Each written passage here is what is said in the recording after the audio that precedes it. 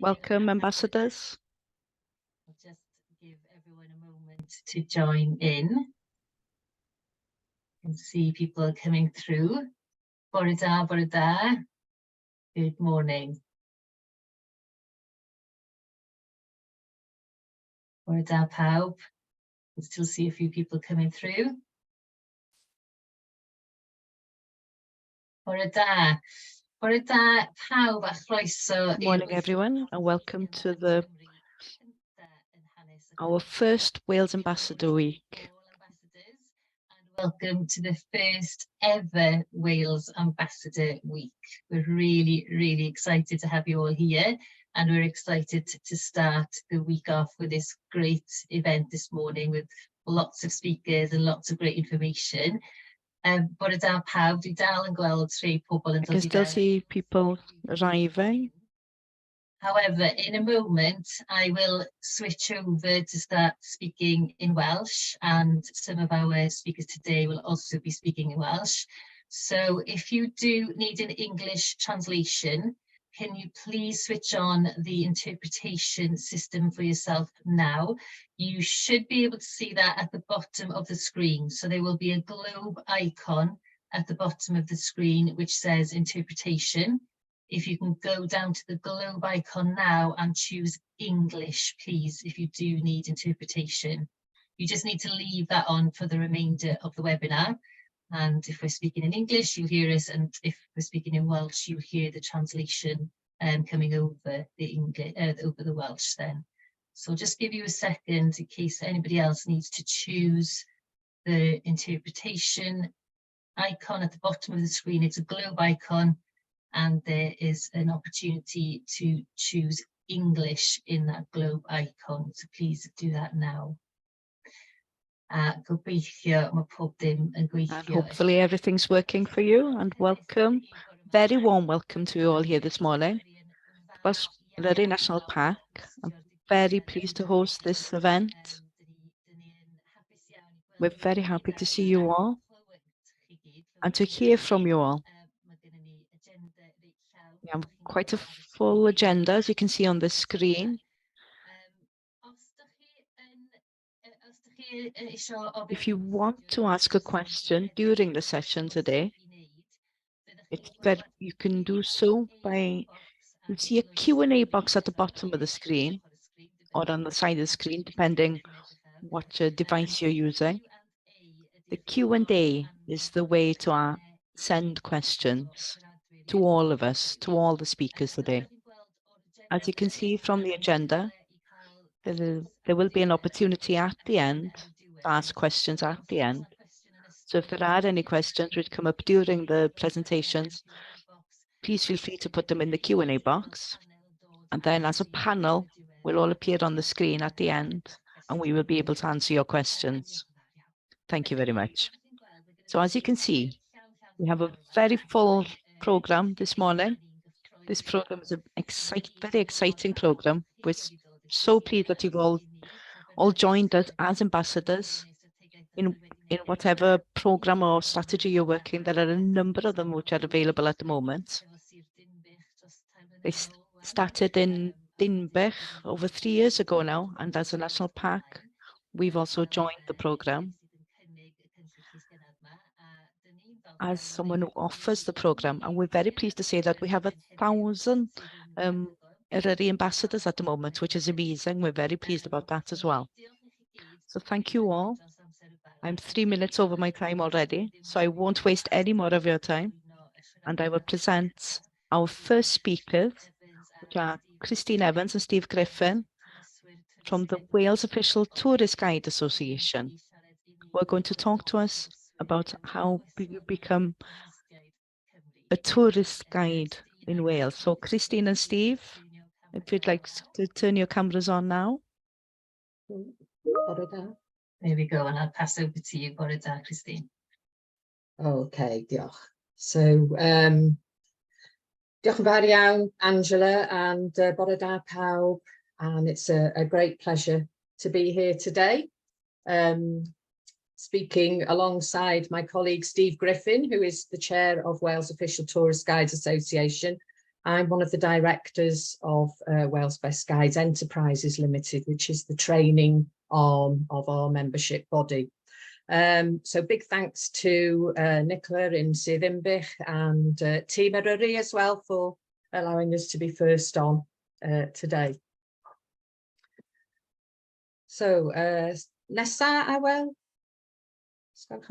Okay, so why are we here today? Well, as tourist guides, as soon as we heard about ambassador courses, we thought these are brilliant. We soak up knowledge like a sponge. We have what we call hive minds, and we've done a recent survey of our members, and 22 of our guides have taken over 66 ambassador courses. They are a perfect pathway into guiding, which is why we're here today. And we love them so much. We've actually written one, and it's been a pleasure to work for Cyngor Ynys Môn in writing the Isle of Anglesey Ambassador Programme for them. And pleased to announce today that the next 3 modules, which will help you gain your silver badge, are live as we speak. So that's great news. So I'll hand over to our chair, Steve, for the next section. Diolch, Awel. Oh, thank you very much, Christine. So my name's Steve Griffin, and I'm a Blue Badge guide and based down here in South Wales. And lots of people ask, what does a tourist guide do? We obviously do the obvious, we guide, but we tour manage. We're always learning. You never stop learning as a guide. And we promote the area and we problem solve as well. That often can be a big part of the job.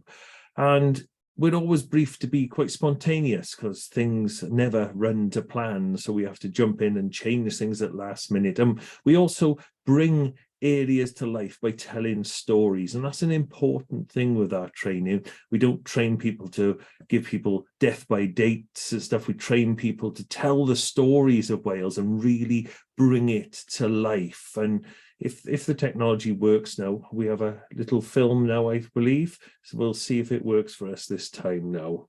Here we go.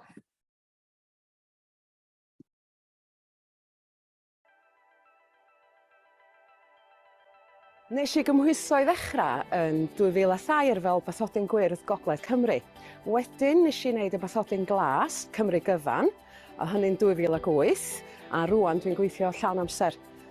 Nes I gael y syniad yn wreiddiol yn 2003, mynd â ffrindiau o amgylch, jyst ardal yn ymweliadau fan hyn ac yn y blaen, a meddwl, beth fysa hynna'n syniad o rywbeth I wneud. Ac o'n i'n teimlo, tasa gynnyn nhw y cefndir a'r hanes a'r straeon y tu ôl I Gonwy a ardal fwy ar wasgar na Gonwy, fysa hynny yn gwneud I ymweliad nhw yn llawer mwy eang o ran y gwybodaeth a'r hwyl ydyn nhw'n cael hefyd.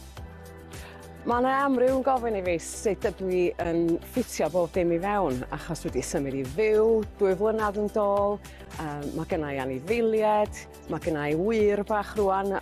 Da ni'n cael y gwaith yn bell o'n flaen llaw weithiau, a wedyn mae yna bosib trefnu dyddiadur I ffitio pethau eraill I fewn.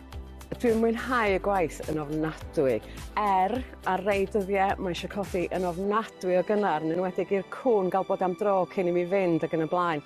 A weithiau mae'n hwyr iawn ar rywun yn gorffen, mae'n dibynnu dyddiau eraill wrach 2 awr o waith iddo. Ond mae o'n hwyl, mae o'n andros o hwyl. Mae rywun yn gweithio hefo bobl clen ofnadwy, bobl sy'n eisiau dysgu, bobl sy'n eisiau gwybod be mae fel I fyw yng Nghymru. Da ni'n cael ymwelwyr o dros y byd, o Brydain hefyd, ac wrth gwrs o Gymru a bobl mwy lleol yn dod ar rei o'r teithiau ac yn y blaen. Ond fedrwch chi byth fod yn gwybod digon am eich ardal ac am y straeon, a wedyn mae o'n gweithio pa bynnag ydy'r bobl, a mae o'n andros o hwyl. Mae'r gwaith yn fendigedig o amrywiol, y gwahanol fath o deithiau mae rwy'n yn wneud, a'r bobl mae rwy'n yn dod ar ei draws. Wrach bod yna bobl sy'n dod o'r llonga, sy'n dod I fewn I Caergybi wrach, grwpiau wrach 30 o bobl ac yn mynd rownd gwahanol ardaloedd yn Eryri. Wrach mae grŵp yn dod I fewn I Castell Gonwy neu Castell Caernarfon. Grwpiau ysgolion, mae hynny'n hwyl ofnadwy. Dwi'n meddwl yr iengad wedi wneud ydy rei 3-4 oed rownd Castell Gonwy. Mae yna nifer o deithiau sy'n dod I fewn. A unigolion di'r hynny, wrach cwple. A dim mae'r gwaith, da chi'n newid yr ffordd da chi'n gwneud y gwaith yn ôl pwy ydy'r cwsmer felly.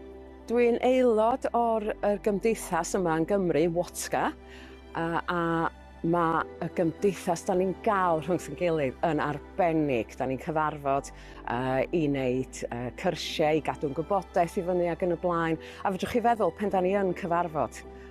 Dim yn ddwrnod tawel iawn achos mi rydan ni gyd yn bywoliaeth ni ydy siarad. A wedyn fedrwch chi feddwl mae'n adeg biwiog ofnadwy pen da ni gyd yn cyfarfod.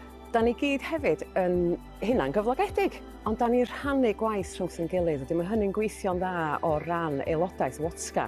Os na fedra I wneud rhyw daith dwi wedi cael gofyn amdano fo, fyddai'n gwybod am rwy'n arall feda'r wneud, a mae'n gweithio rhyw fath yn dôl I fi. A da ni'n gweithio drwy'n gilydd hefo hynny lle.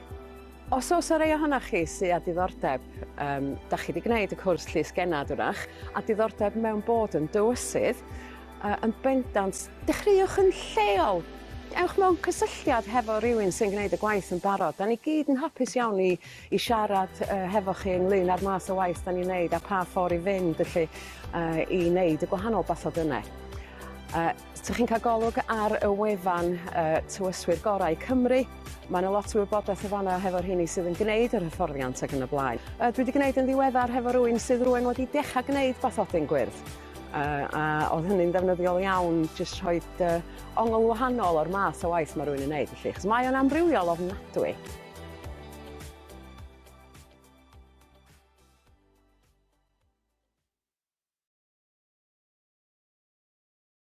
Excellent, as Rian there up in North Wales. And one thing she said is fun. And I think if you find a job you really enjoy, you never really work a day in your life. And that most definitely is with guiding. Very, very varied as well. No two tours are ever the same. Next slide, please. WOTGA is a well-established association, the Wales Official Tour Guides Association. 40 years old this year. And it's been supporting guides in Wales for all this time. And we're really lucky in Wales because we're the only nation in the UK where the guides are endorsed by the government, by the Welsh government. So that really gives us a market advantage. People know they're hiring a guide that's really been through the mill with a qualification and they're going to do a top product as well. And they also use us as well. They pushed us towards big events that have come to Wales. For example, the Ryder Cup, Champions League and things like the Volvo Ocean Race as well. They've used them to show guests and sponsors and things like that. And they also use us to show around visiting journalists, film crews for holiday programs, things like that, as well as the normal customers we get from all over the UK and all over the world as well. Next one, please. Now, our guides, you can see pretty much most are based in Wales, but you can see on the map that some of them are based outside Wales because people who are already established guides, maybe with a Blue Badge London qualification, have decided to come and get the Wales qualification, which is fantastic because they're bringing in tourists from outside Wales. And it's really good that they bring in tourists into Wales as the ones that are already here. So maybe part of a tour that's going around all of Wales. 80 members we have so far, and we're doing really well, but we'd really like to boost them numbers.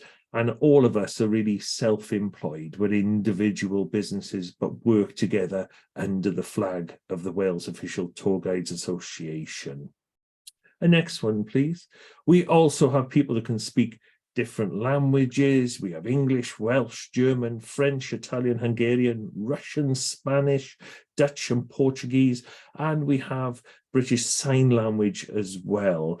Now, we only have a small number of each language, so we are always looking for people with the language skills to look after the customers that come in with a different language. So that is really good as well. And some of our guides do accessible tours as well, planning routes for people who have mobility problems, using T-loops or sight impairment as well. Now I'd like to hand back to my colleague Christine now, and she will continue.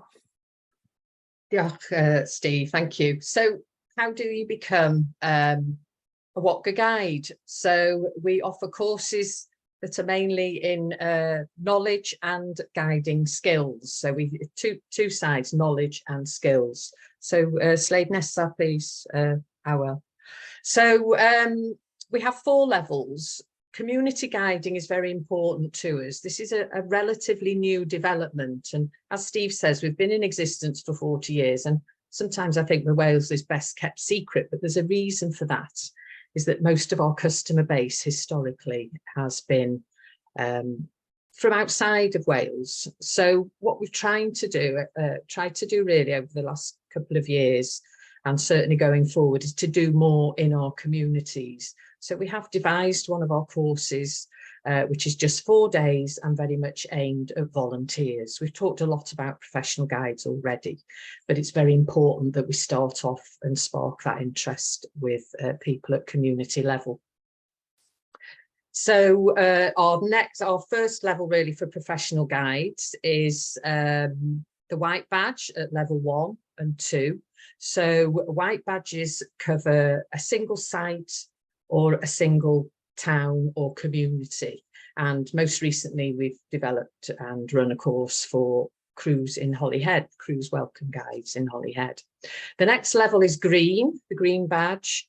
And these are regional. So here you can see the badge of the Southwest Wales.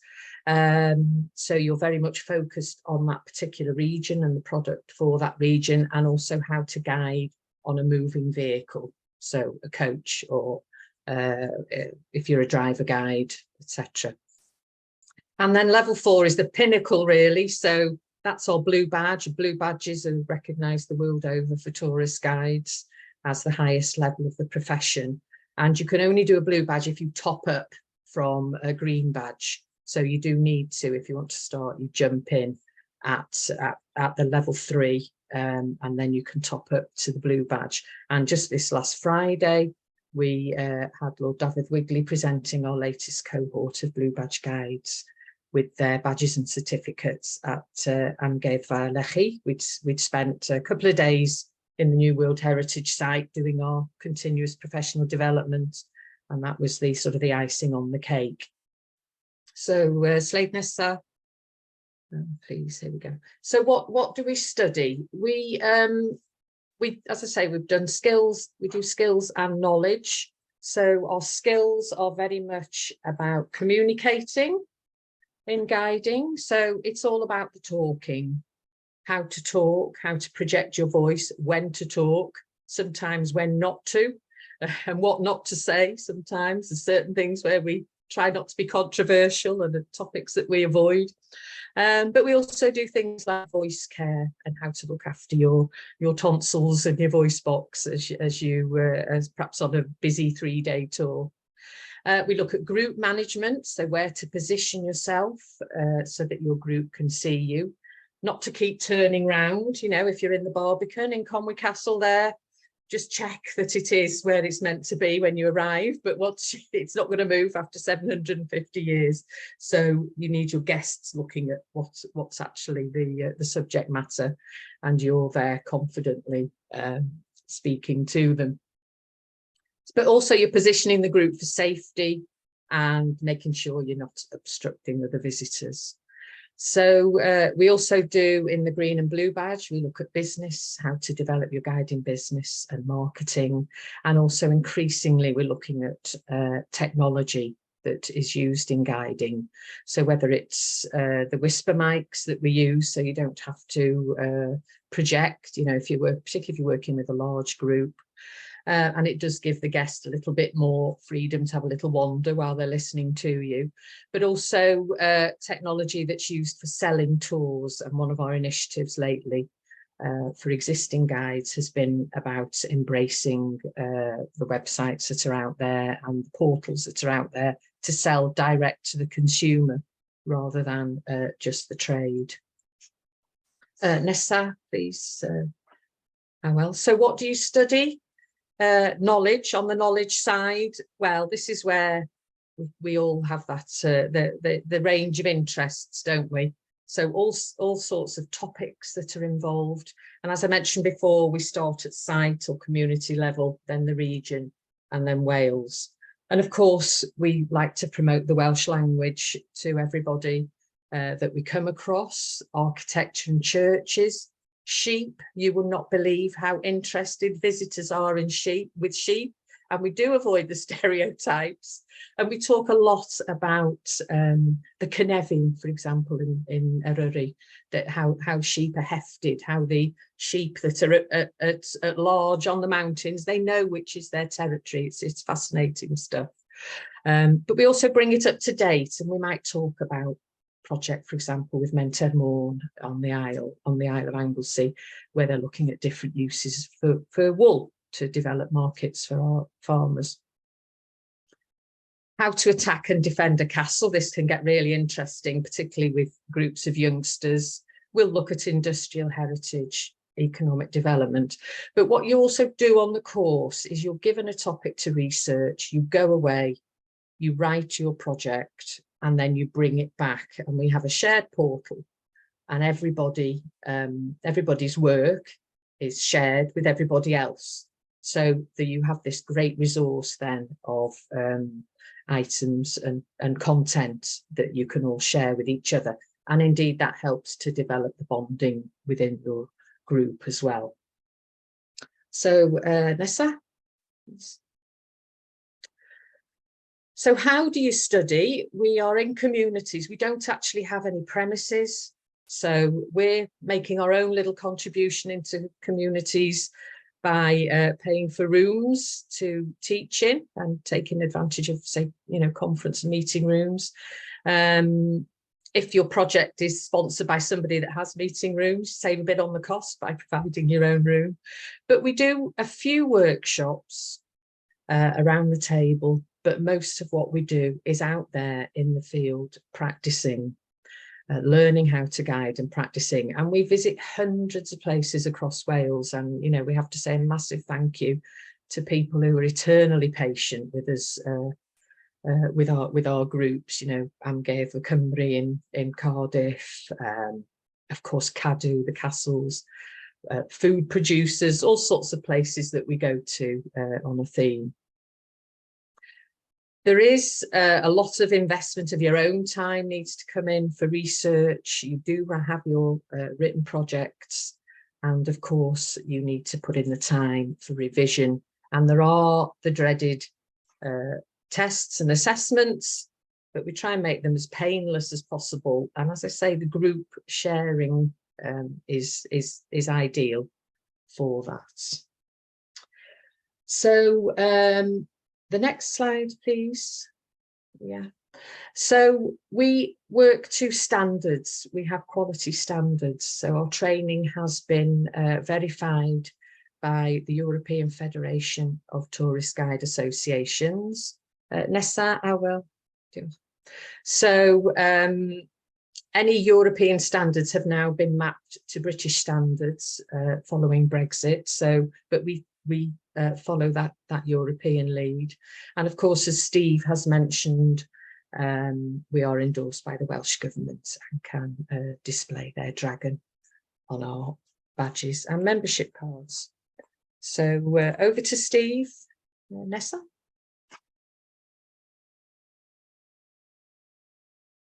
There we are, I mute myself. Once you have trained and passed all the exams, you join WATCA.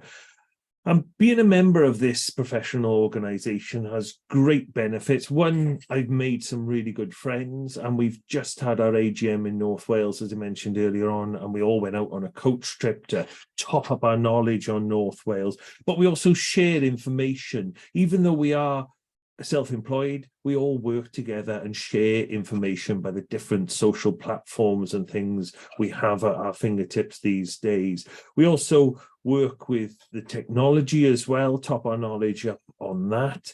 And WATCA also provides insurance as well. As a professional guide, you need public liability insurance. So that is all done through the Welsh Official Tourist Guides as well.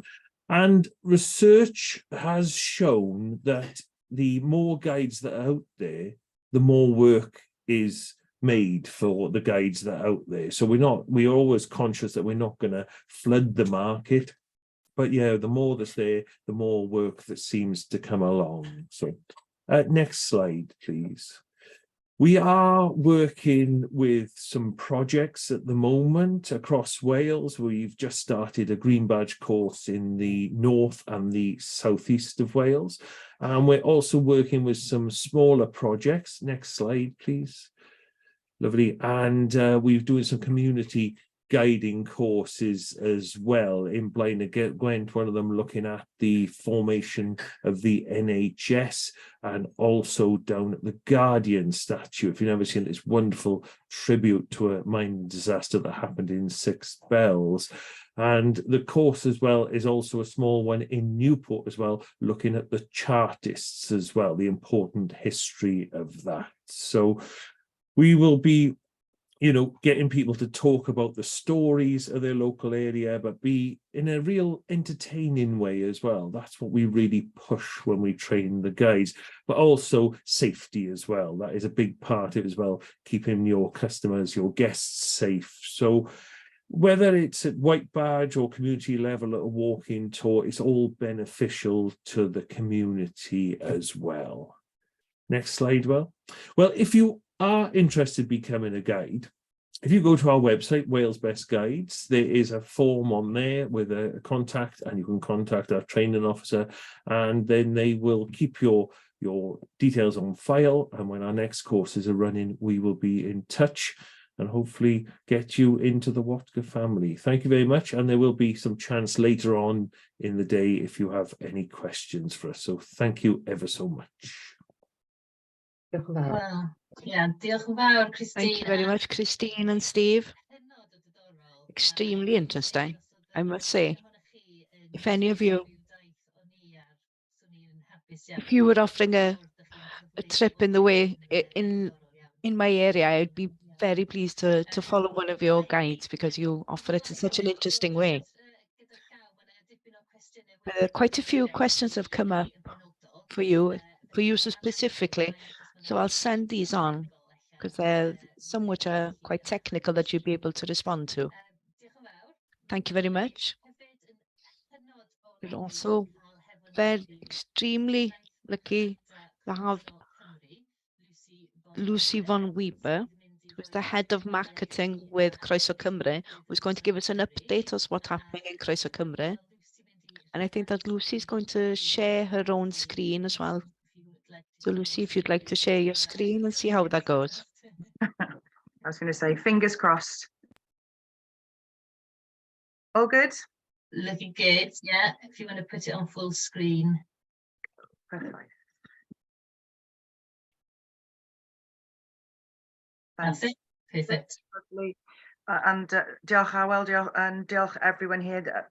Bore da pawb. Really, really lovely to speak to you today. And I was just saying earlier on, first time for months, I've been doing more presentations in person than online. So it's actually quite nice to do an online one again, keep my hand in. We've done a lot of road shows in the last month. So I may have seen some of you at some of the road shows. Some of these slides will look familiar, but I've switched it up quite a bit, and I've tried to make it very specific for today. But I wanted to also just sort of start by saying, obviously, Christine and Steve, they've mentioned already how closely the Wales Best Guides work with Visit Wales. We use them for so many different services, international groups, journalists, people coming in that want that sort of specific guided tour. We always point people towards the guides. And I think, Steve, you're actually on the site at the moment as well. One of your little introduction videos is on there. So just wanted to corroborate that and say how important it is that we have this great base of guides with all these incredible skills that we can really give Wales that competitive advantage when we're talking about Wales and offering and suggesting things to people. Now, today, I have got quite a lot to get through in 20 minutes. So I've split it into 3 areas: strategy, audiences, and then resources, free resources that are useful for finding out a little bit more about what we do and how you can work with us.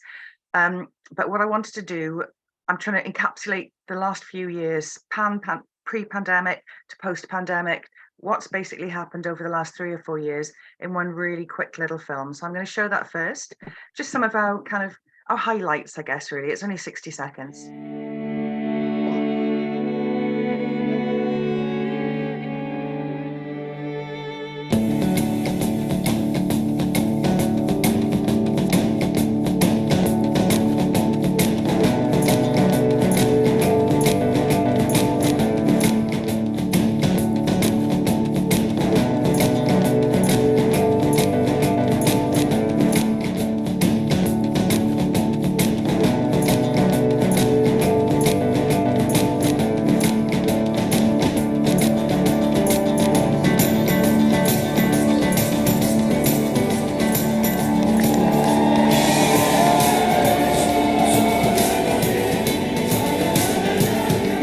Welsh takeover in New York.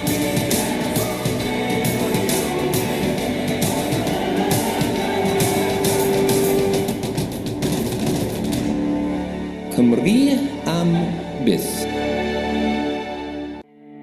So I'll move on to strategy. Now, all of those things that you saw in there, I'm going to touch on as we move through the next few slides. But start with a bit of strategy, a bit of context.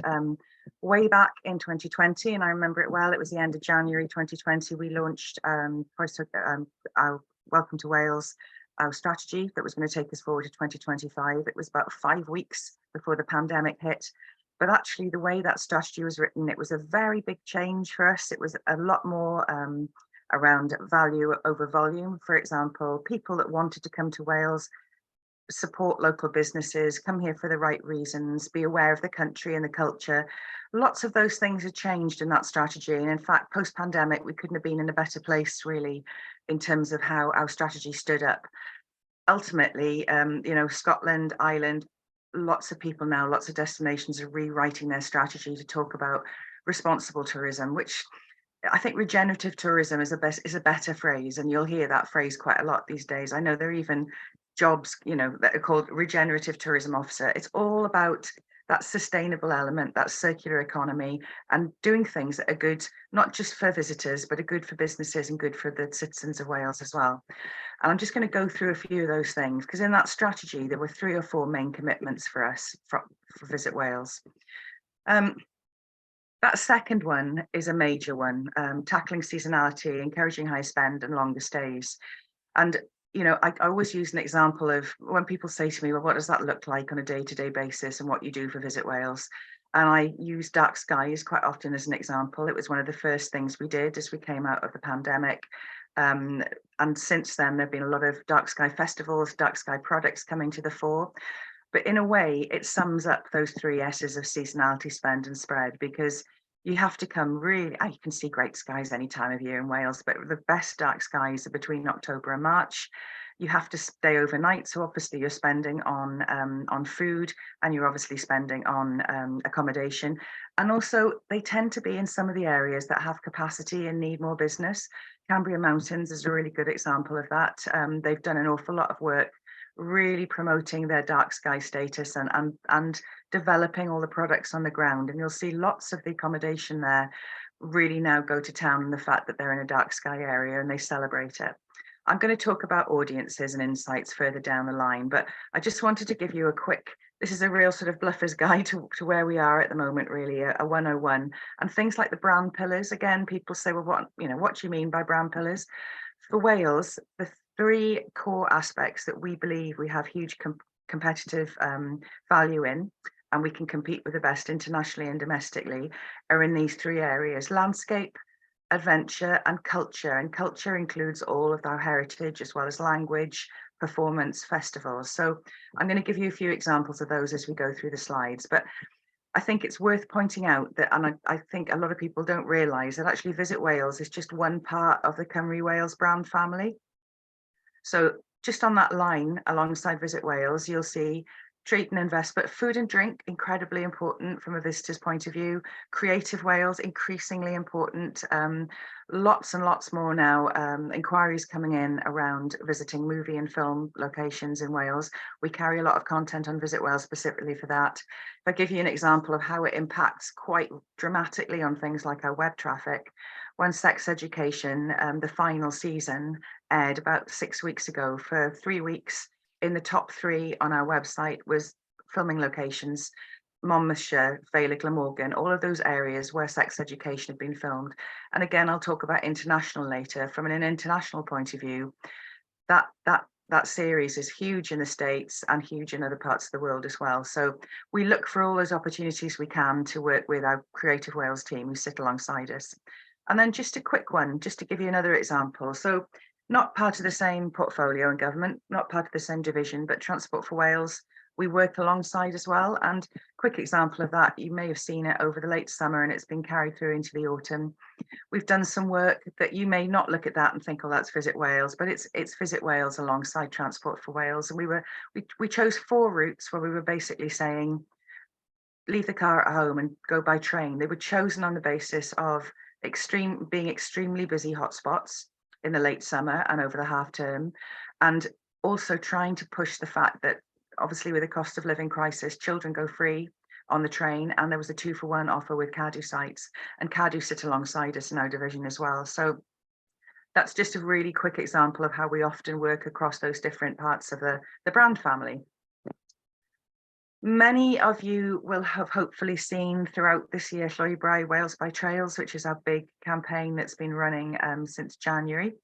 It's an important one for us. We came out of the pandemic. It was our first themed year. We used to run themed years all the way up to 2020, when of course we had Year of Outdoors, which I think was going to be a fantastic year.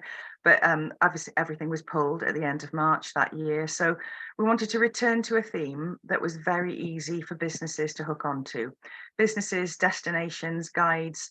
There was something there that, you know, you didn't necessarily have to create something new. You just had to talk about it in a different way and package it in a different way, really. So Wales by Trails continued all year. And part of the strategy when it launched in 2020 as well was a real focus on shoulder season and trying to balance and drive more business into the shoulder season.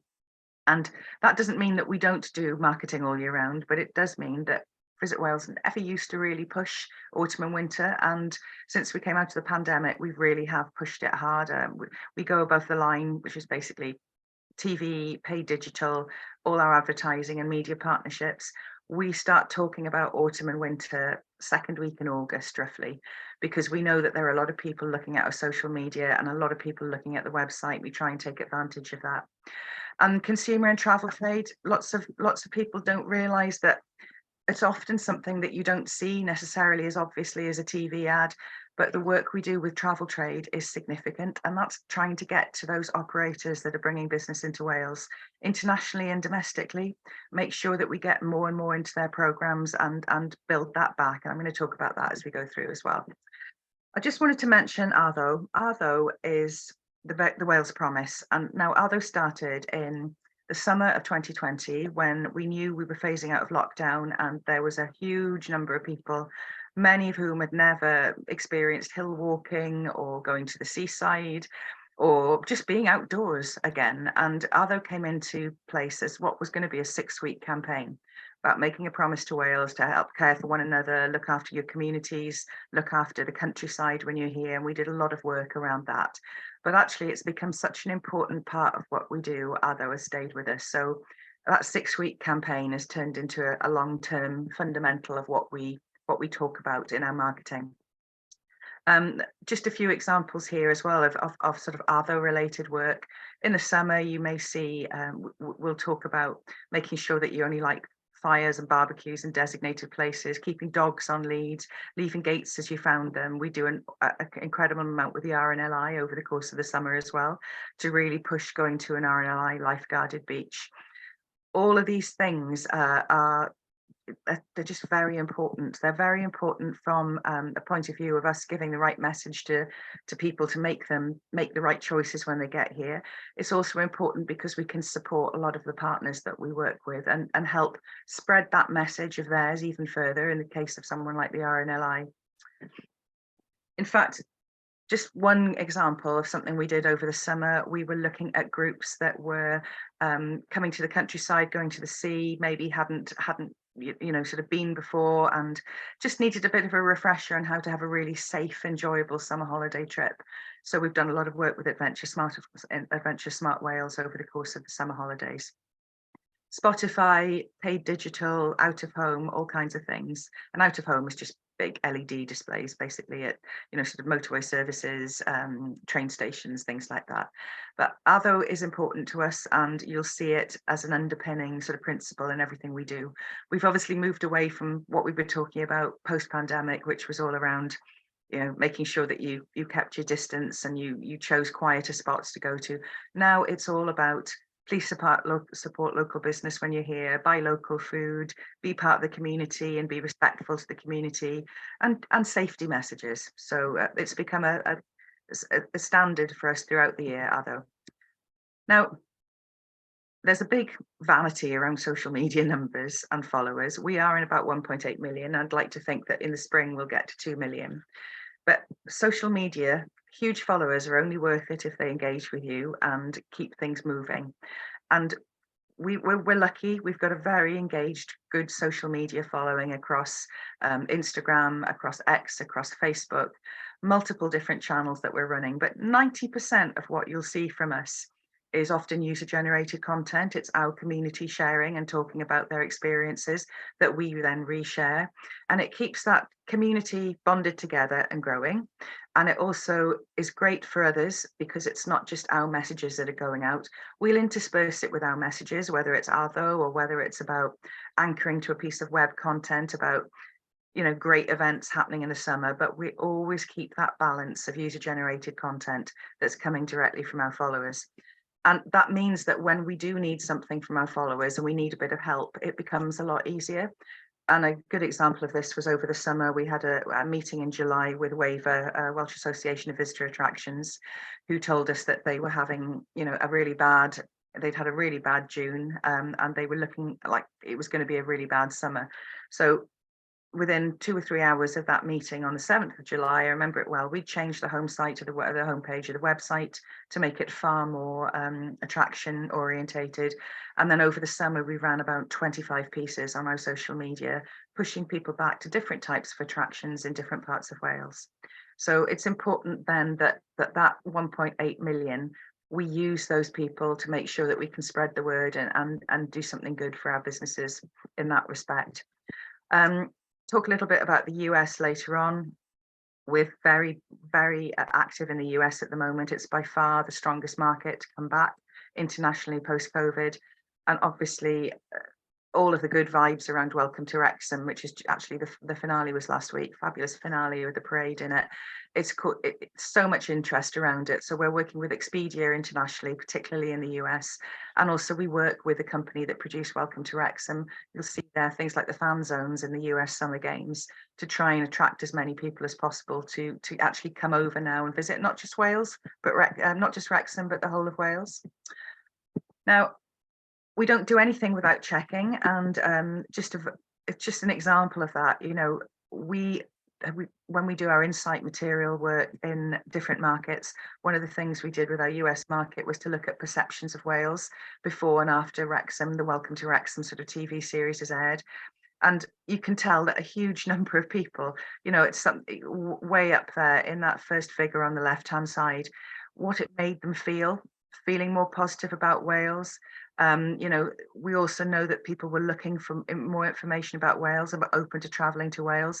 So we know the Wrexham phenomenon is great, you know, but we also needed to have that extra statistical backup, because when you're planning marketing work, you can never have enough data, basically.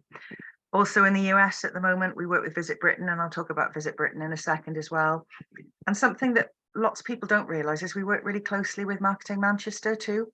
We use Manchester as a bit of a gateway point for coming into North Wales and beyond, and we do consumer marketing and also B2B. So B2B marketing is basically us working with tour operators and suppliers internationally.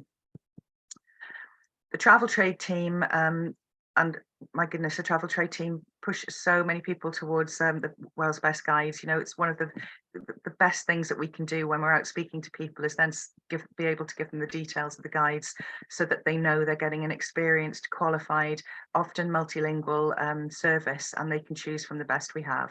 So huge number of events across the year. As I say, many, if you're not working with a travel trade, you might not even know they go on, but all of these events are there to drive more and more business to operators to basically say, look, get Wales on the map. Llechi Cymru, the Wales Heritage, the World Heritage Site was mentioned earlier on. Things like the World Heritage Sites are very important parts of what we talk about when we're with the travel trade at the moment. All of these things that you can hang a hook on. Wrexham, again, very important. And the interest has been, this is a study that was done back in March. 350 operators, all independently done. Very clear interest coming from the USA and also from Germany at the moment. So, you know, this is just one operator that's come back to Wales, hasn't been operating for some time here, and he's introduced a new tour, started last month, running all through the winter, which is great from our point of view, from a seasonality aspect. This is Globus, a big US operator, 1,500 bed nights over the winter period. And that's the kind of work that, you know, that's the sort of best result that we want when we're working with travel suppliers and tour operators through our travel trade team. And obviously Visit Britain, super close working with Visit Britain. A lot of our journalist visits, a lot of our group visits come in via Visit Britain. And so we focus on the markets that are most important to Wales when it comes to our Visit Britain work. North America, Germany, France, but that doesn't mean we don't work with others. We work wherever we can, cost effectively, and with partners like Visit Britain. So over the last year, we've done work in the Nordic area. We've also done work in Japan and Australia.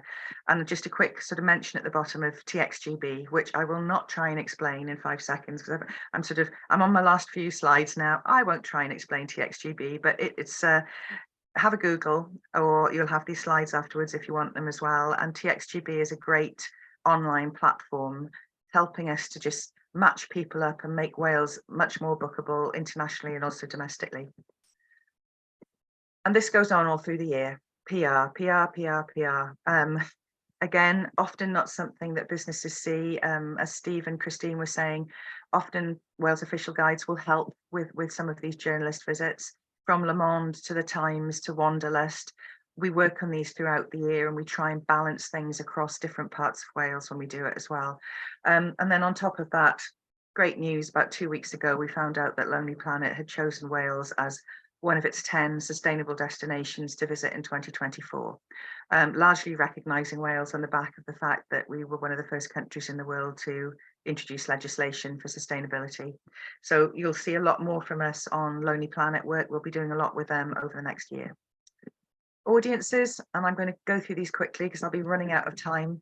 This is a horrendous slide to look at, but this is just to give you an example of how we plan throughout the year. All of those in red, recontact surveys, conversion surveys, consumer sentiment, all of that is, you know, part of our planning process. We review every 8 weeks. We're constantly looking at how we reflect and change things for the next period coming up. So I think post-pandemic, we're operating more like any other business would operate in the way that we plan our marketing.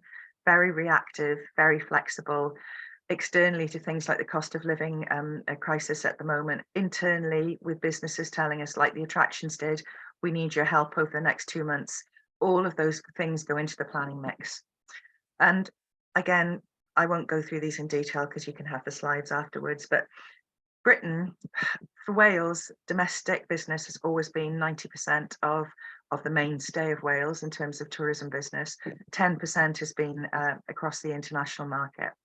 And you can see that, you know, that the value of what that domestic business brings to Wales.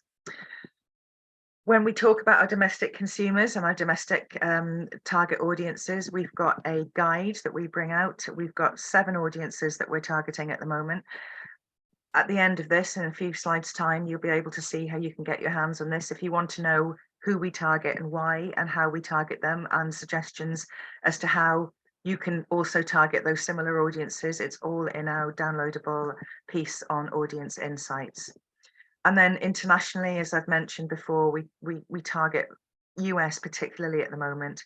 They're coming back really strongly post-pandemic. They had money to spend still.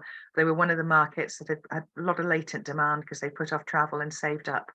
But Germany and Ireland, big markets for us as well. And in fact, Germany, one of the biggest growths we have in our consumer marketing database at the moment is from German consumers.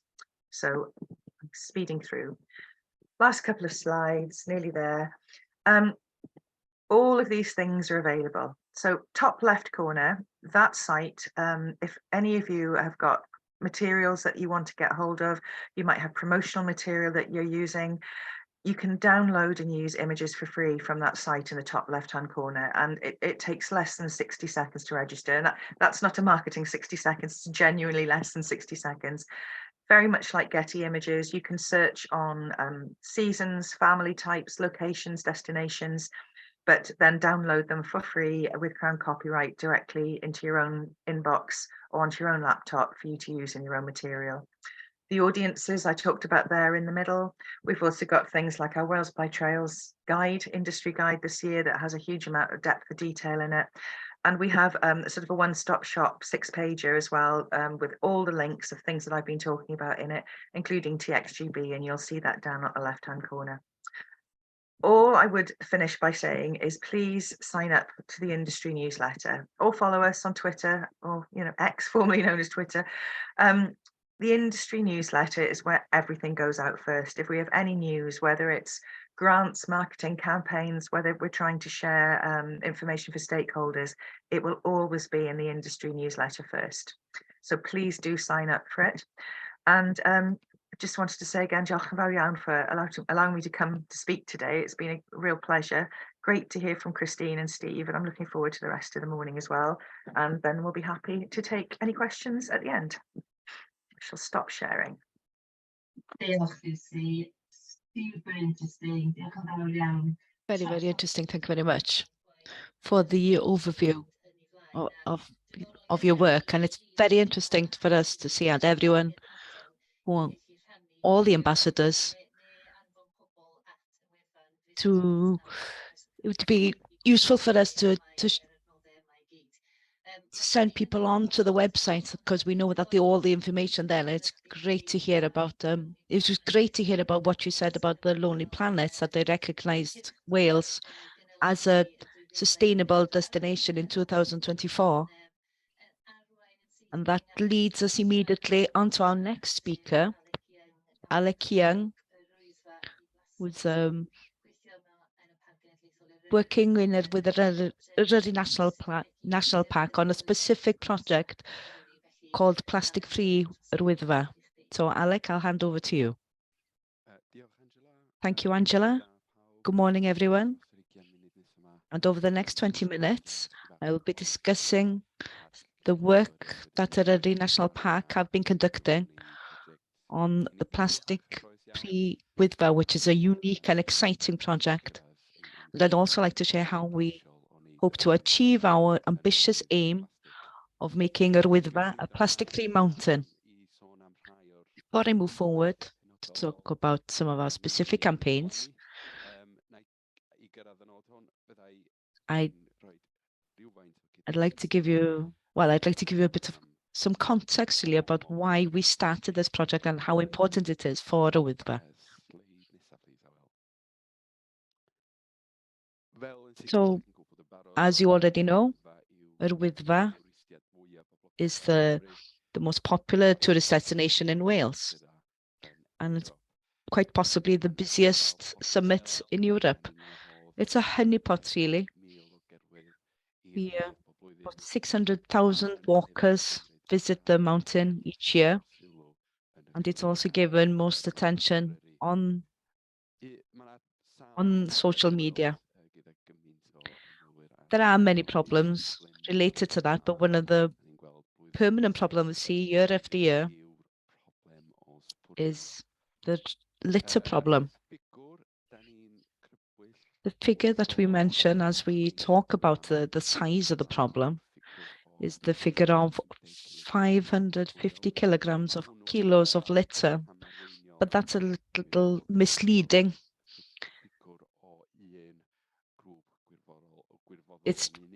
It contains the results of one group volunteers, and it doesn't include the 350 bags of rubbish that our volunteers collect each year and other people collect during the year. So it is a significant problem, and as you can imagine, we all agreed across the board that we needed to act quickly to protect this fragile environment. The next slide, please. This is quite a sobering figure.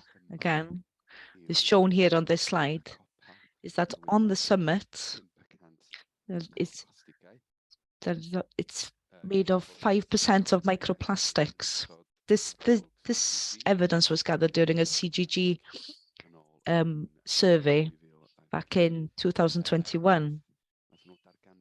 And they found that there were microplastics in all the samples that were collected on the summit, on the Llwybr Llanberis path.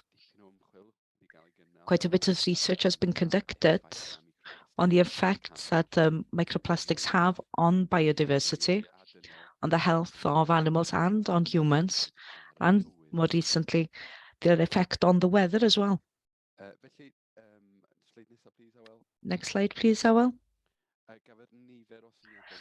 So we discussed quite a few ideas about how we could tackle this problem and microplastic problem.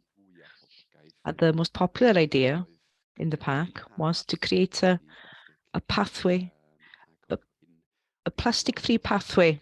And this was seen as a very interesting project about scientific behavior. We recognized as a pack that there was great worth in trying to aim for a plastic-free status, which would be the first mountain in the world to achieve this status if we're successful. I mean, if we can do it on Nordwyddfa, we can do it anywhere.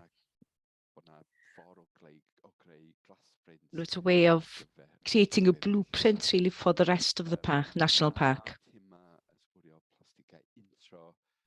Single-use plastics are the items which are found most often on the mountain. Things like cigarette butts, drinks bottles, wrapping paper, crisp packets, etc. And reducing plastic at the moment gains a lot of support. And we wanted to take advantage of that and raise awareness of the problem. We can also raise awareness of the other types of litter, organic litter, and I will be talking about this in the next slide. Next slide, please. So what are we trying to do here with this project? This is our vision, really. It's a 2-year project in the first instance. We're navigating new territory and also facing unique challenges. The project will include a number of pilot projects. We've got a unique opportunity here really to be quite creative, to try things out. All the pilot projects are led by,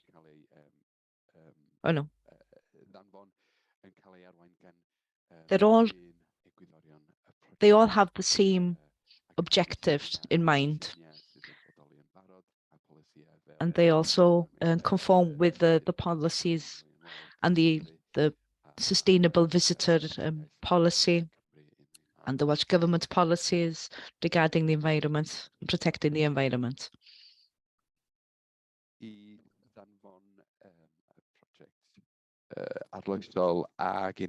To drive this project forward, we have to cooperate with people and with different people in different sectors across Eryri and across Wales.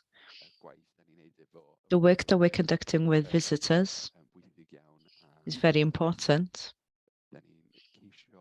and we're attempting to educate them about create awareness about single-use plastics by creating social media campaigns. And also we have been working with Bangor University to design scientific projects to change the behavior of visitors. We've also been working with schools, holding workshops with 21 schools so far, and over 250 pupils took part, all the way from Shotton down to Llanelli. We've also been working through the Eco Schools network. We've also worked directly with local schools within the park and just on the border of the park. Ysgol Dobadan in Llanberis created the branding through a competition, and we hope to work with secondary schools during the next term. Businesses also play an important role in this important part in this project, and they'll continue to be central to the success of the project, and I'll be talking a little bit further about that later on. We'll also be continuing to work with our volunteers and volunteer organizations, and hopefully we'll be able to standardize our marketing so we have a strong baseline to raise awareness.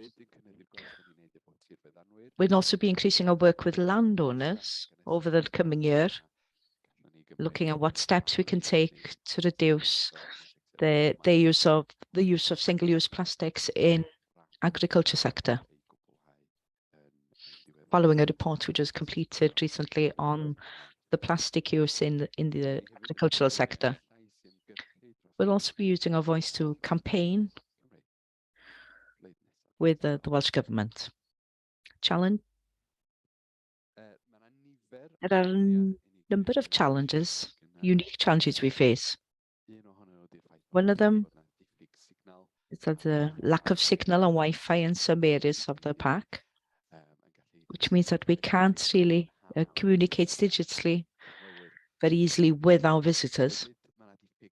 Also, there's a lack of infrastructure, like water sources. We have been working a little bit on this already, and I'll be talking about that later on. But Hafod Eryri, which is the building on the summit of yr Wyddfa, depends on single-use water bottles at the moment, since they don't have a water source. Access is a problem as well. We can't set up more bins on the mountain or on the summit, since it's not easy to gain access to get at them and to collect the rubbish regularly. And the weather is a problem as well. It's quite windy on the summit, and quite often rubbish is blown across the mountain to difficult to reach areas. Something that we see in the park as well is the blind regard towards signs. We have quite a few signs around the park with instructions, important instructions on them, but over time people don't see these signs. And another challenge that we face is with such a wide demography of people who visit the park, how can we ensure that our messages reach that wide demography of people and also hit home effectively at the same time? How can we create messages which are relevant to everyone, but also make an impact at the same time? We'll jump forward to the next slide. And the Mabinogion. So one way, which we agreed, which would be a good way to reach a wider audience, by gaining an influence on the social media. So we agreed to work with 4 Instagram influencers who had 85,000 followers between them, and 2 of them were from North Wales. We wanted to take advantage on their popularity and the popularity of fantasy stories. So we were inspired by the phenomenons like House of Dragons and Game of Thrones to create a marketing campaign which lasted for 20 weeks, which concentrated on the Mabinogion and the characters from Mabinogion. This content was created, were filmed in recognised areas of Eryri, and also areas which face a problem, the rubbish problem. We had photographs, videographs, and also a music video as part of the campaign. And that song was composed by a mountain leader and a local composer called Eirith Douglas. Our influencers dressed up as famous characters from Mabinogion, which included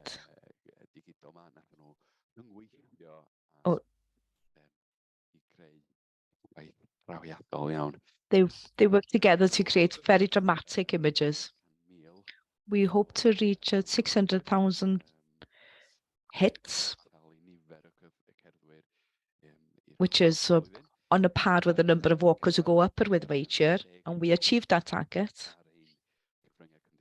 We achieved 10,000 hits on our own social media campaigns, but we also placed posters in locations around the Wyddfa and the whole of the park, in our facilities and in our car parks, etc. What was great about this project was that the influencers agreed to work for free for us. So this campaign was run on a very low budget. We launched the campaign Plastic Free Business Scheme in April this year. And we see the businesses are our last defense lines, really. The last defense lines to the mountain, really. And they're at the heart of this project. As a starting point for this business scheme, we had a framework which was drawn up during the scoping part of this project, which was adapted, and the framework was also adapted using the criteria and the ideas which were inputted from external organizations to help us to fight against the plastic litter.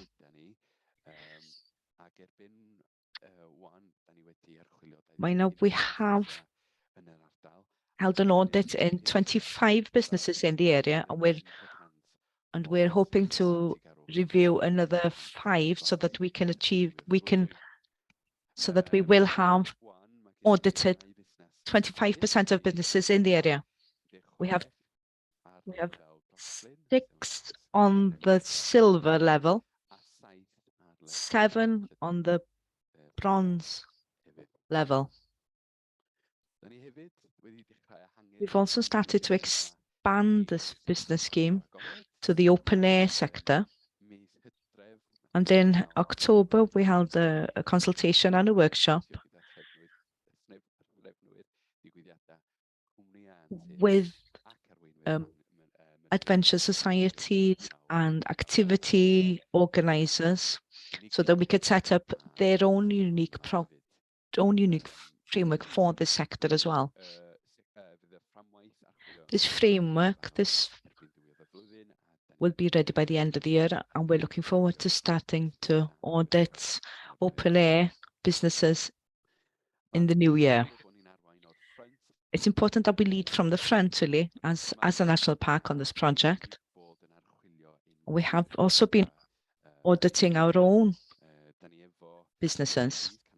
We have TICs, information centers across the park,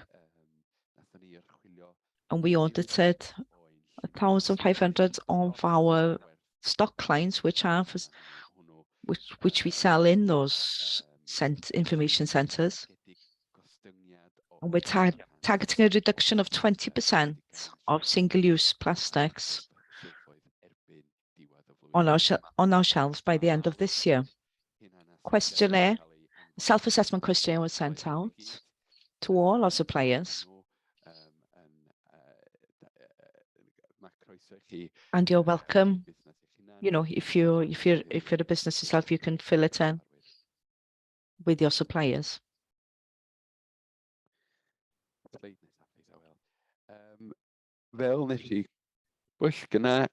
As I mentioned earlier, it's not only single-use plastics we're targeting, but all kinds of litter. which are discarded on the mountain. And banana skin was the one which we found most often on the mountain. And there's a lack of education really on this, about this problem. We wanted to create something quite unique to tackle this challenge, to face this challenge. So we were inspired by our mountain leaders, Mike Crane, and he's been holding experiments, informal experiments at height with organic waste for a number of years. We adapted that idea and we created a time-lapse camera ourselves and a platform to hold a banana skin, to take a picture each hour of the banana skin on the summit. The skin has been there for 120 days and it's still there. This story caught the attention of the media, and it was run by BBC channels and also picked up by the Telegraph, Daily Mail and the Eye as well.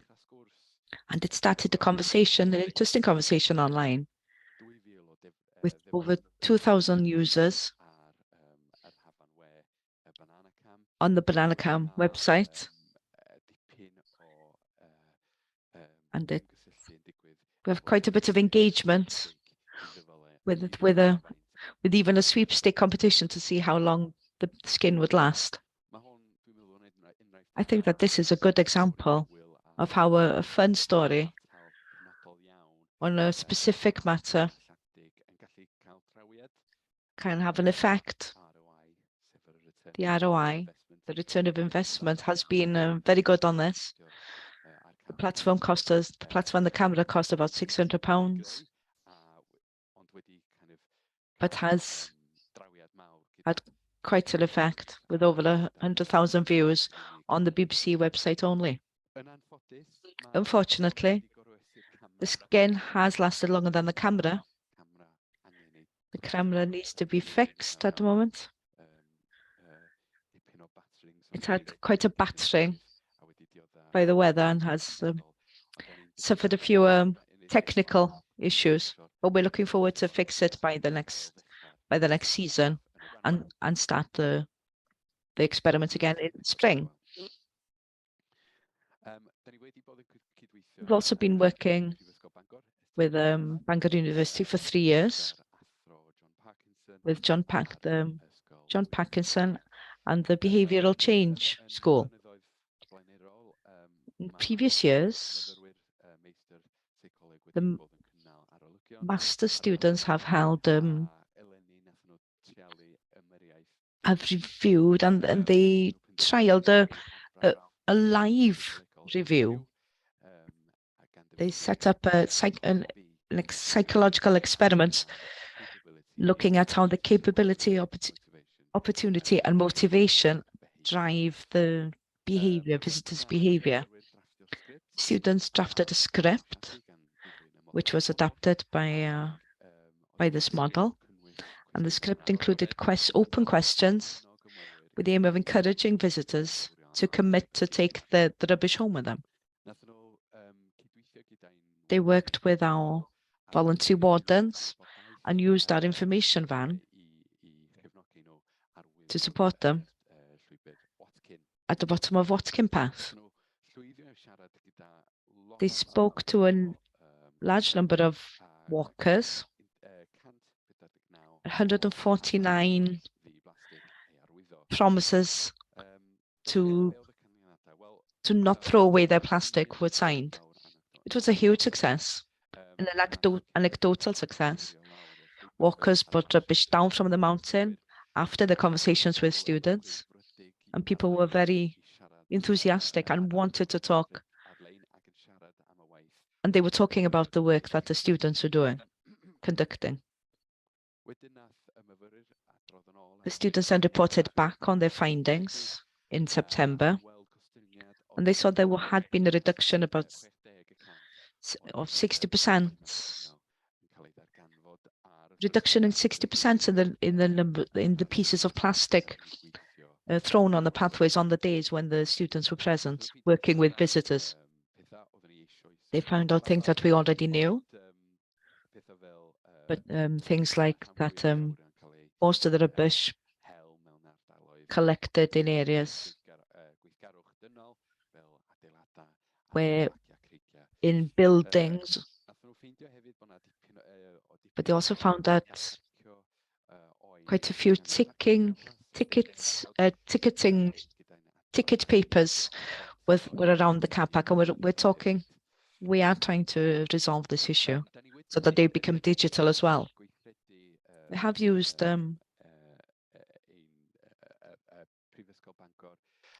the Bangor University methodology for a further experiment, which was held on our car parks recently, and we look forward to work with them, with the voluntary wardens, to adopt the script which was used in the experiment and use it over the coming season. One of our priorities as well. One of our priorities, the key priorities, is to improve the infrastructure. As I mentioned earlier, the water sources are very important so we can reduce the use of single-use plastics in the park. So water taps have been set up in our car parks in Rhydyr, Pont Prytania and Pen-y-Pass, and one will be installed in Nantperis as well before the end of the year. Signs are being designed now, and a digital map will also be created to go alongside this campaign. Our information centres are registered as refilling points across Wales as well. And we will be selling reusable bottles in Pen-y-Pass as well, so that people can refill their bottles if they don't already have one. It is a continuous challenge, really. The challenge continues with the building on the summit of Eryri, but we will be conducting scoping works with the water engineers in the future to see if it will be possible to install a water source there as well. The plastic-free businesses we've been working with have started to share the infographic that you can see here in the centre. They have been sharing them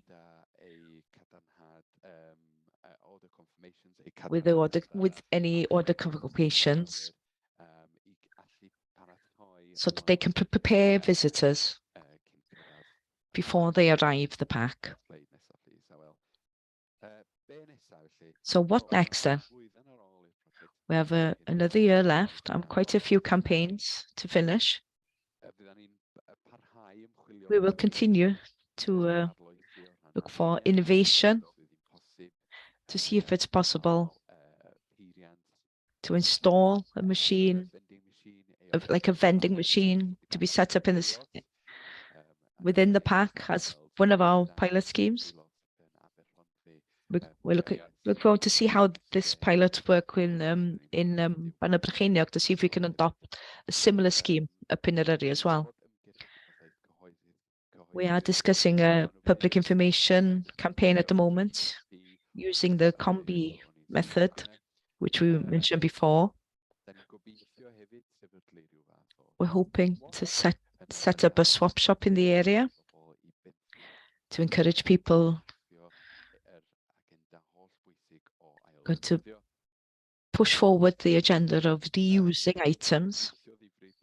We'll also be working with the landowners and the farmers, and hopefully we find some ways of innovating and good ways of reducing their use of single-use plastics in that sector as well. We'll be continuing to work with Bangor University.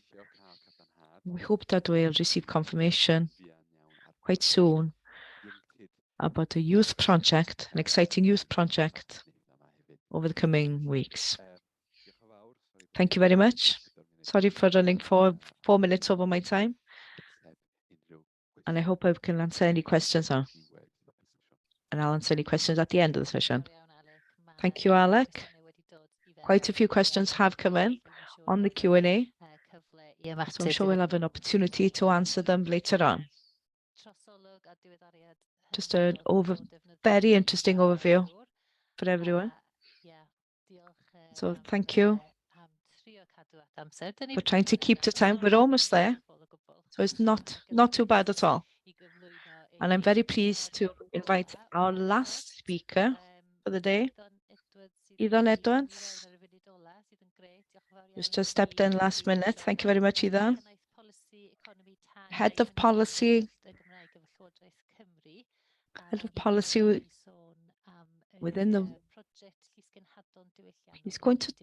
Ethan is going to talk about the Culture Ambassador Programme. Thank you, everyone. Thanks And thank you for the opportunity to share information about the our Cultural Ambassadors Programme and the work which has undertaken happened up to now. And I also I'd also like to thank Sarah Jones, my co-worker, my colleague, who has who has prepared this prepared presentation, and I hope I'll do hopefully it justice. I'll do her presentation So justice.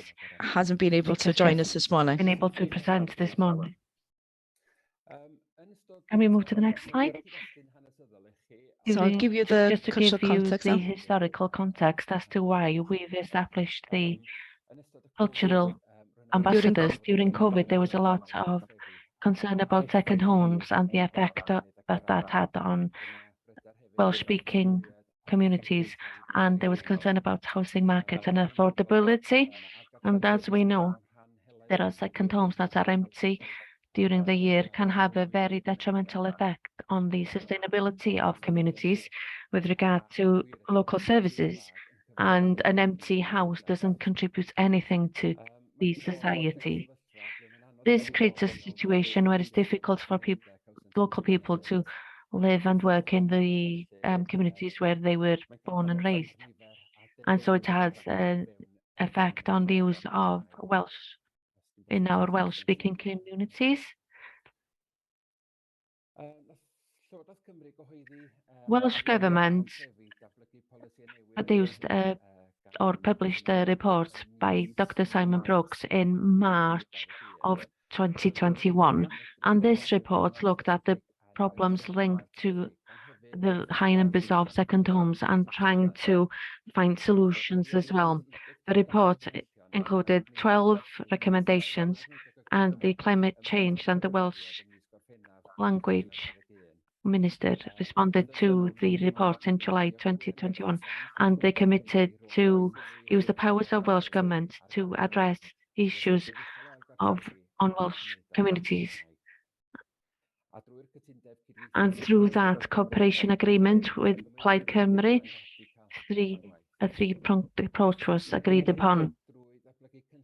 We undertook this by this three-pronged approach that looked at a package of measures which included support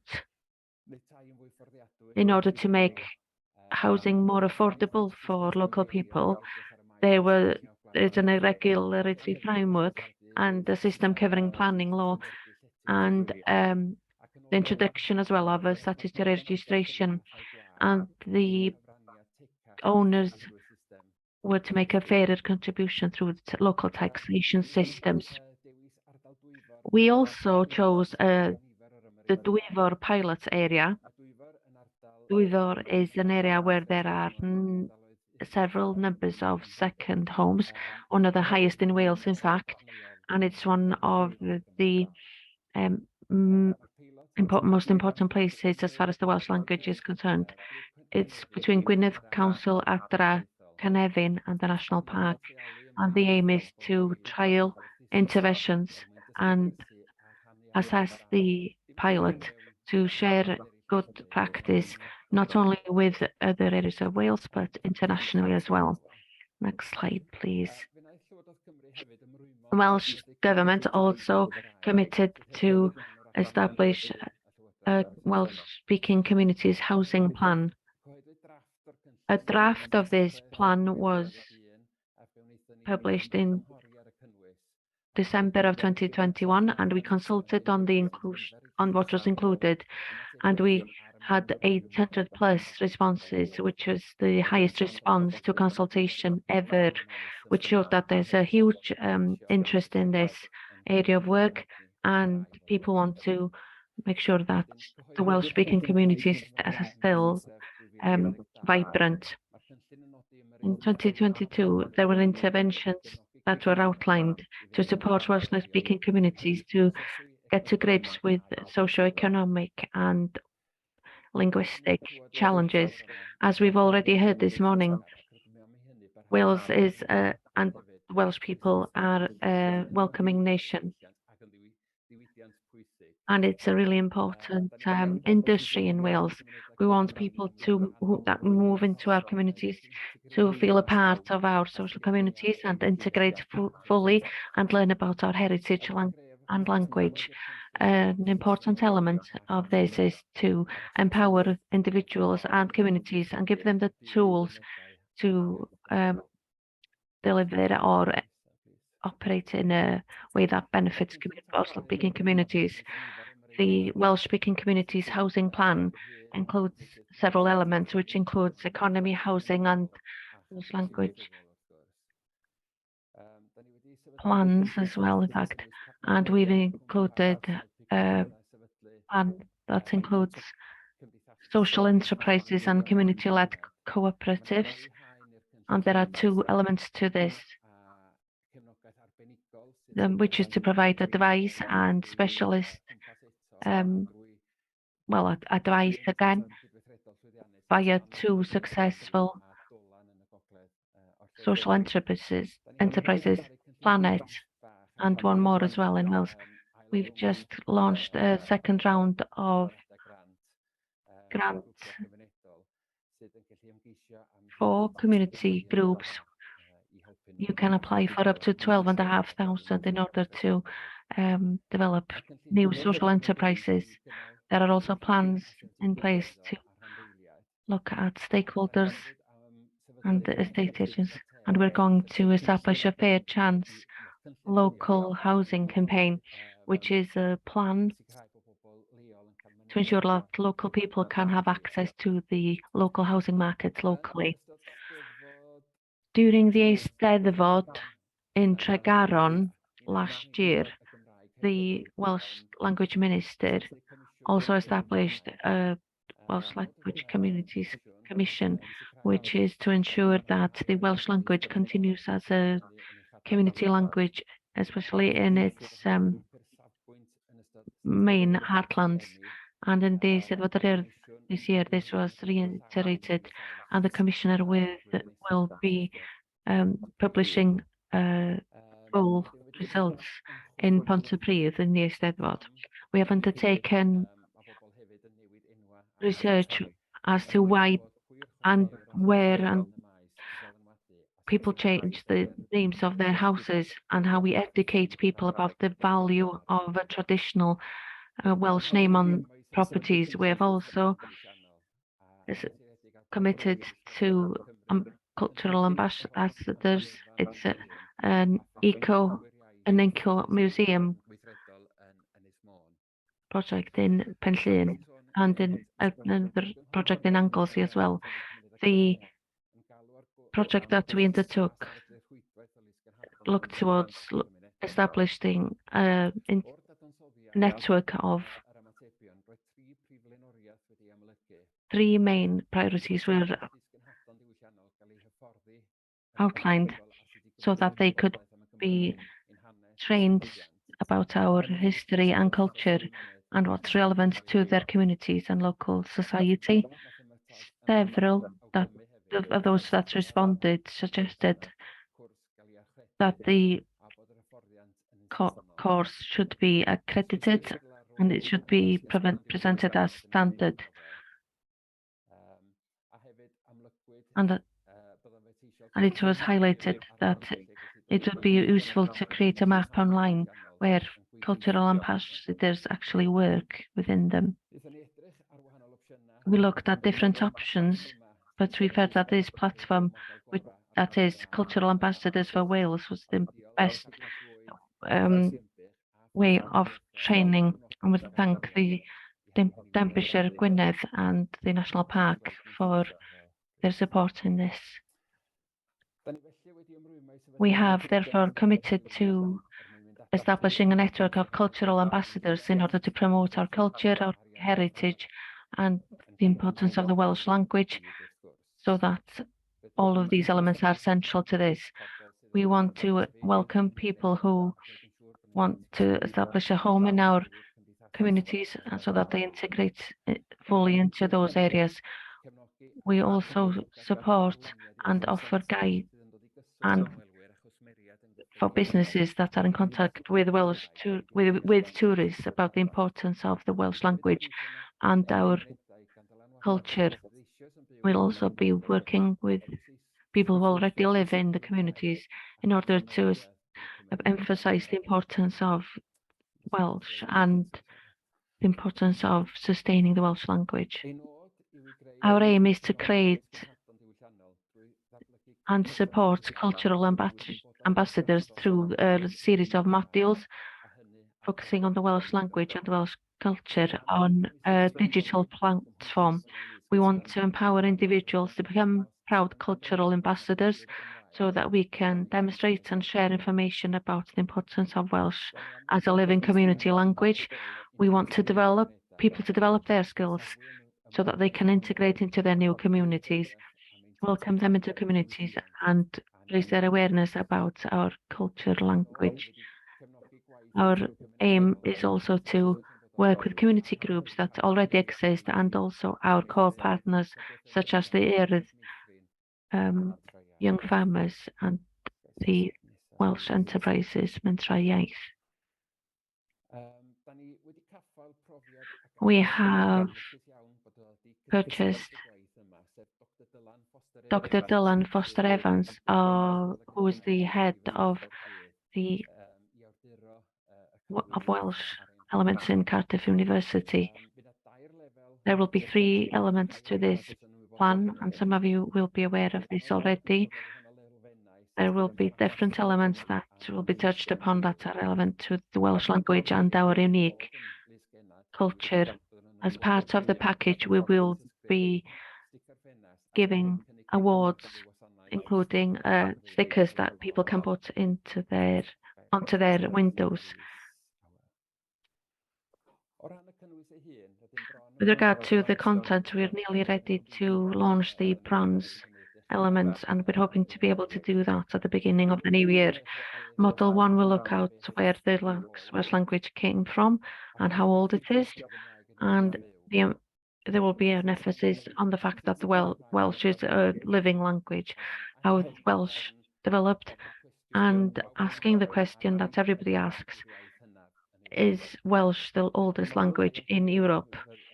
The second module will raise awareness about Welsh and seeing and hearing the Welsh language, understanding it in our modern world, and the role of ambassadors. And also Welsh medium education will include learning and teaching through the medium of Welsh and sharing history about the ways in which people have tried to suppress the Welsh language, such as the Welsh Not. And we'll be looking at the Welsh language situation today. And to hear more about this plan and to follow this plan, you're welcome to follow our social media 2050. The content of the silver and gold elements are being created at the moment so that the ambassadors feel that there's consistency from one module to another. The hope is that people will feel comfortable with the information that they receive about promoting the Welsh language. We'll be increasing awareness of our history and culture so that people can become influencers in our communities. The success of this plan will, as in the hands of the ambassadors, and later on we will be getting in touch on a regular basis with the ambassadors, bringing them together and trying to get them together so that for the benefits of the Welsh language and the communities. And last of all, can I just take this opportunity to thank you for being a part of this network, and I really appreciate the support, guidance that you've provided during this journey. Thanks very much, Edon. It was very interesting. There is a question that's been submitted, and I was going to ask the same question. Is this a part of the Ambassador Wales, or is it different, or is it available through the same platform as us? Yes, the hope is that it will be a part of the platform, and we've in discussions with partners in order to enable that to happen. The actual text is already ready, but we need a bit more technical work on that platform. That's brilliant, thank you. So everybody who will be ambassadors in Wales will be able to undertake this course as well, because there are quite a lot of comments that have been included here that saying that it's really interesting. Thank you very much. So if we could stop sharing the screen, then to get everybody back on the screen, perhaps it's important for us just to say this course and this program started in Denbighshire. And I'm hoping that Nikki is here and that you're able to come back onto the screen. Nicola Williams, she's here. She's the Marketing and Tourism and Events Officer from Denbighshire. It's this is Nikki's baby. She started this program, and we've all learned a lot from you, Nikki. We've learned about the good things and the bad things, and via the experiences that you had in establishing all of this. So Nikki's here. Also, Rachel Simpson's here from Artichoke.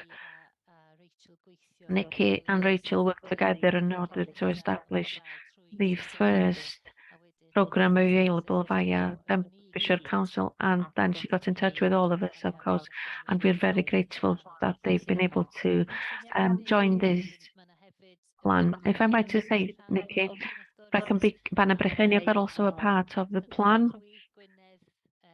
Conwy, Gwynedd, Ynys Môn, Wrexham, Ceredigion, and Carmarthenshire councils have all become a part of this plan, and of course Welsh Government, as we've heard. So it's gone from strength to strength. Did you want to say anything, Nikki, about that? Diolch, Angela. Thanks, Yeah, Angela. just to say, yeah, I'm overwhelmed really that this has happened today. You know, going back to 2019, really, when it started in Denbighshire, and having those initial chats with Rachel in Artichoke and saying, you know, can we make this happen? So to get to, from then to get to this point now, where I think we've got about 2,700 bronze ambassadors, and to have the very first Wales Ambassador Week is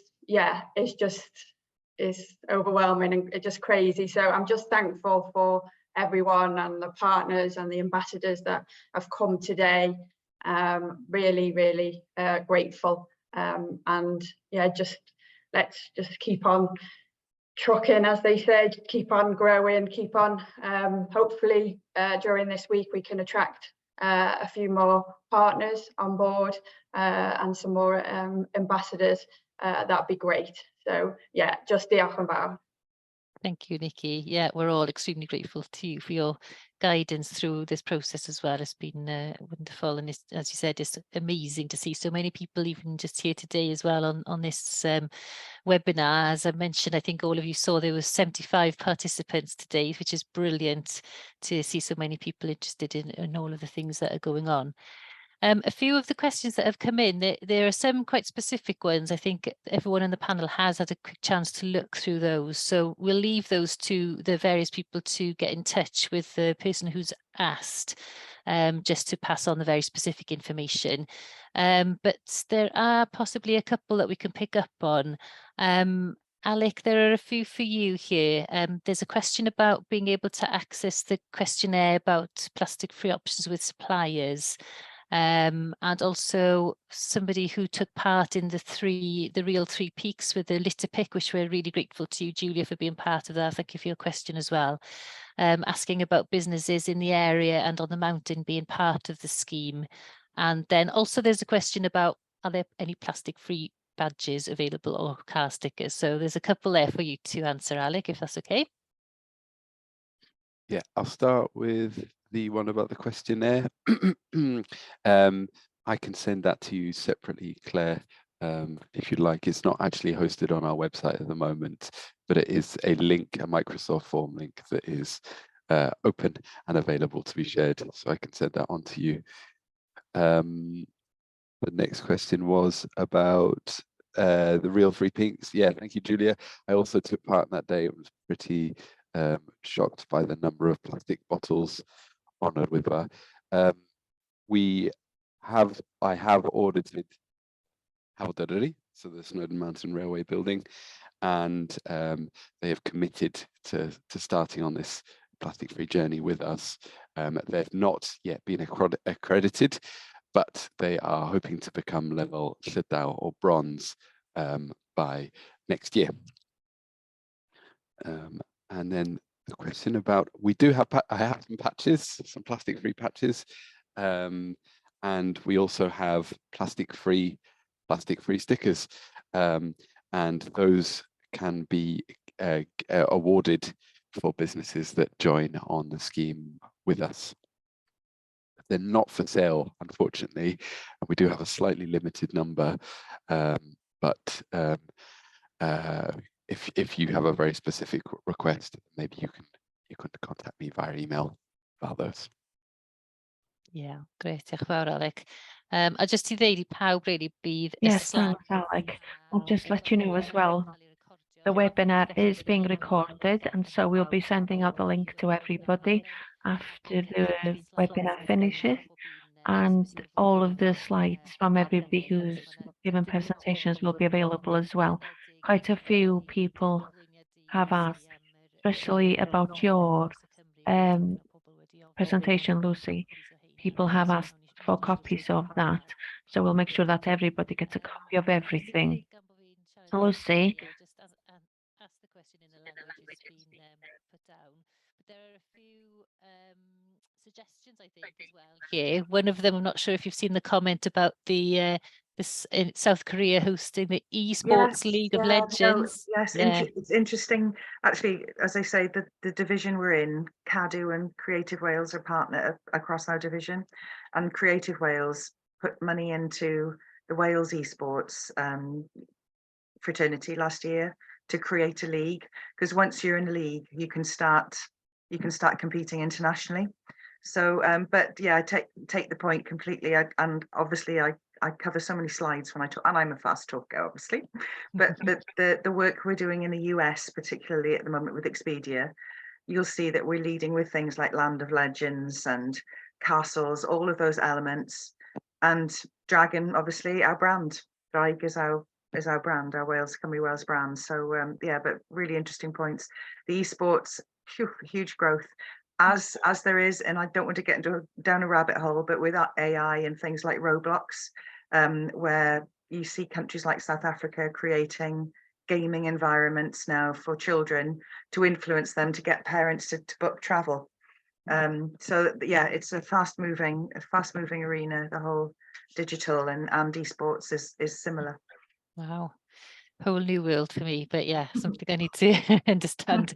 And also, just while you're there, Lucy, there's one other question about ADDO linking up with volunteering opportunities, and that's actually a question that we get a lot as a national park about how people can give back a bit more and volunteer. And is that something that, So that Visit Wales are looking into? When we originated ADDO, as I say, it was meant to be really a 6-week campaign to just help people phase back out of lockdown and be responsible visitors. But it's there for good now for us.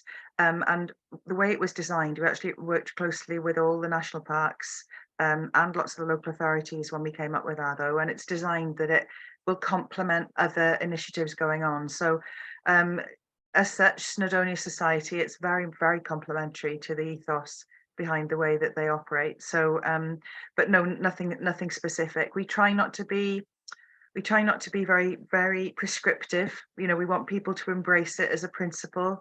And actually, there's so much work being done in Wales that sums up that spirit of ADDO and the Wales Promise.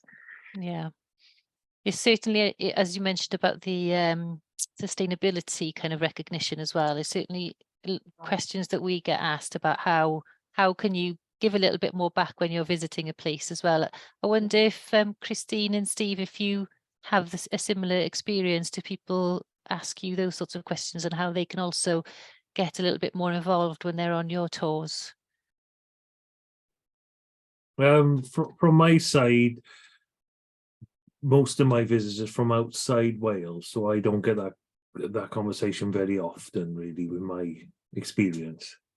Yeah, okay, so yeah, obviously they're coming to learn all of the amazing information that you're providing to them, yeah, and it's on a set tour, yeah, of course. Yeah. Somebody's just asked a question about plastic bottles with the cruise ship guests coming on coaches. So yes, we do experience that, and any that are left behind, the coach company will be recycling, and obviously in line with the new regulations about recycling business waste. So happy to support that. But I think increasingly as well, like we all are, people are starting to use reusable water bottles, and we see that amongst our guests as well. So and also the ground handler called Excursions Limited, that one that looks after all the Viking cruise ship calls. We've had their briefing for 2024, and for the first time there's a huge chunk in there about working sustainably, you know, going to visit places where tours are appropriate, and you know, all in that for well-being and being positive through tourism. So that's a really good move from there. Wonderful. Diolch yn fawr, Christine. Yeah. Great. Yeah, go on, Lucy. I was going to say, I mean, quite a few of the things that have come up, particularly things like refill. Refill is something that we are very proud of and push for, and try and give that a marketing dimension to it as well. So we're telling people before they choose Wales, it's one of those reasons that makes people, you know, make people feel better about doing the right thing when they get here. And there's quite a bit of market demand research we've done in the last year, looking at specifically trigger points for people when it comes to sustainability. And increasingly, each time we do it, then more and more people are looking for businesses that locally source produce, things like refill points being available, that they're looking for specific actions that they can, and it is definitely starting to influence, with particular audiences, influence a decision on where they travel. Yeah, definitely. Certainly noticed that ourselves with the kinds of inquiries that we're getting. Okay, thank you so much for that. Maybe this one's for you, Yvonne. There's a question here. If you can recommend any low-cost methods of increasing our Welsh language skills. Well, un peth swn I ddeud ydi... One thing I would say would be to complete all of these courses, because nearly every element of them has an element of the Welsh language and the vitality of the Welsh language. And I'm sure that the one that you've created will be the same. I'm sure. Over to you to answer that question. We do have the National Learning Centre, of course, and they have several courses, and they try to ensure that there are courses that are for everybody's taste. I'll provide a link to that centre in the chat in order to respond to that question. And then you can get in touch with your local centre to find out more about courses. Since COVID, we've realised that historically the Welsh language courses are taught in centres on location at certain times, but now they're available online in all sorts of formats. And so I'll include the link for you in any case, and we can certainly have a further discussion with the centre. There's plenty of support available if people want to learn Welsh.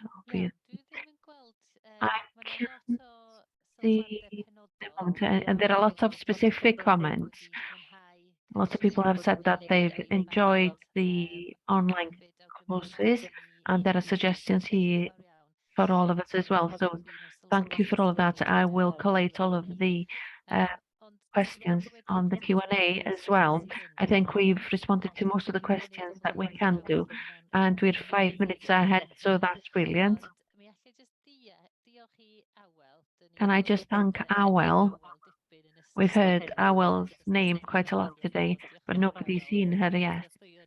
Thanks, Awel, for guiding us all through this and moving on with the slides on. I'm sure that everybody were able to collate their presentations for today's sessions, and also the translators who are working in the background as well. Thank you to you.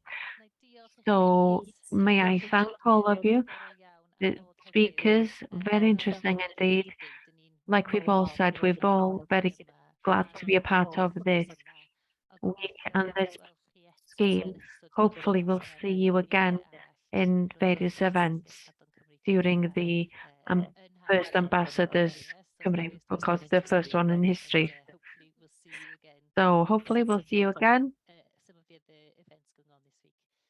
Fawr iawn i chi.